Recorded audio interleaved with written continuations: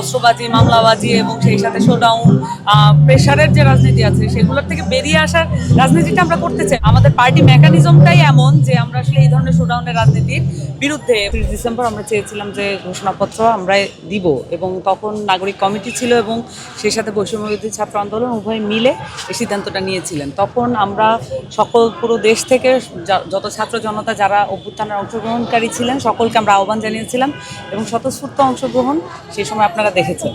তো তারপর পরিপ্রেক্ষিতে আমরা দেখেছি যে সরকার এটার দায়িত্ব নিয়েছে এবং পরবর্তীতে নানান রকমের সরকারের পক্ষ থেকে তালবাহানা দেখেছি এবং রাজনৈতিক পক্ষগুলোর সাথে তাদের মতের অমিল হয়, এটার এক ধরনের বিলম্ব আমরা দেখেছি। সিল্কোর সিল্ক অ্যান্ড শাইন, যাতে আছে আর্গান অয়েল ও ওট প্রোটিনের গুডনেস, যা আপনার চুলকে রাখে হেলদি অ্যান্ড শাইনিং। এখন এই পরিস্থিতিতে এসে আমরা একটা রাজনৈতিক দল গঠন করেছি, কিন্তু আমাদের একটা অসমাপ্ত কাজ আছে।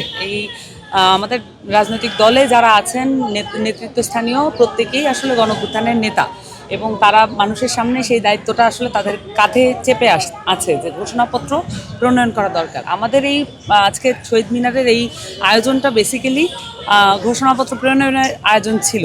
সেই সাথে আমরা নতুন দলের ইস্তেহারটা ঘোষণা করা যে আমরা কী ধরনের রাজনীতি চাচ্ছি সামনের দিনে, কী ধরনের রাজনীতি আমরা মানুষকে প্রত্যাশা আকারে দিব, সেই জায়গাগুলো বলাটা আমাদের দরকার ছিল।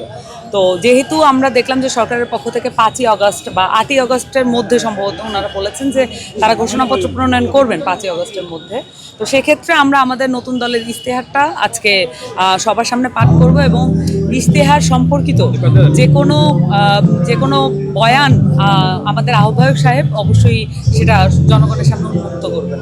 জনসমর্থন কমিটি বরঞ্চ আপনারা দেখতে পেয়েছেন যে পুরো দেশব্যাপী প্রত্যেকটা জেলায় আমাদের যে বিচরণ, সেই পদযাত্রায় প্রত্যেকটা মানুষের যে অংশগ্রহণ আপনারা সেটা নিজ চোখে প্রত্যক্ষ করেছেন। মিডিয়া ভাইরা আমাদের সাথে ছিলেন, তারা নিজেরাই এগুলো কভার করেছেন। সো আমরা মনে করি না জনসমর্থন কমে গেছে। আমাদের প্রোগ্রামটা আসলে 4টায় শুরু হবে, এখন মাত্র 3টা বাজেনি। 3টা কি বেজেছে? 3টা এখনো বাজেনি। সো আমাদের জমায়েত শুরু হচ্ছে কেবল 4টায়, যেহেতু প্রোগ্রাম 4টায় আমাদের আনুষ্ঠানিক প্রোগ্রাম শুরু হয়ে যাবে, তখন নিশ্চয়ই আমরা জমায়েতটা দেখতে পাবো এবং মানুষের স্বতঃস্ফূর্ত অংশগ্রহণের উপর আমরা বেসিক্যালি নির্ভর করছি। অবশ্যই এটা বিদ্যমান রাজনৈতিক সংস্কৃতি পরিবর্তন করা যে কোনো একটি দলের কাজ না, এখানে সব দল মিলিয়ে আসলে এই জায়গাটা পরিবর্তন করতে হবে এবং আমরা মনে করি যে সেই জায়গায় এনসিপি একটি অগ্রগণী ভূমিকা রাখতে পারে, এটা অবশ্যই।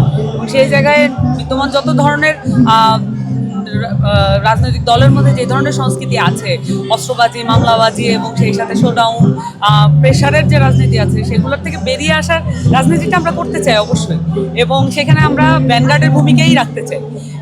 সেই জায়গা থেকে আমরা অবশ্যই আমাদের পার্টি মেকানিজমটাই এমন যে আমরা আসলে এই ধরনের শোডাউনের রাজনীতির বিরুদ্ধে এবং সেই সাথে প্রেশার করার রাজনীতির বিরুদ্ধে এবং মানুষের অসুবিধা হয় এমন রাজনীতির বিরুদ্ধে। কিন্তু আমাদের যে কাজটা, সেই কাজটা তো আমাদের করতে হবে। আমাদের ইশতেহারটা যদি আমরা জনগণের সামনে উন্মুক্ত আকারে না দিই এবং এটার সমর্থনে আসলে কত মানুষ আছে, কত মানুষ এটা স্বতঃস্ফূর্তভাবে সমর্থন করছেন, সেটা যদি আমরা দেখতে না পাই, তাহলে তো আসলে একজন পলিটিশিয়ান হিসেবে আমরা মানুষের সামনে কী বক্তব্য রাখবো। তো আমরা সেই জায়গা থেকে মনে করি যে আমাদের কাজটা আমরা করছি। তো অন্য দলের সাথে এটা ডিফারেন্সিয়েট করা বা অন্য দলের সাথে তুলনামূলকভাবে আমরা এটা করছি না, আমরা আমাদের কাজটা করছি।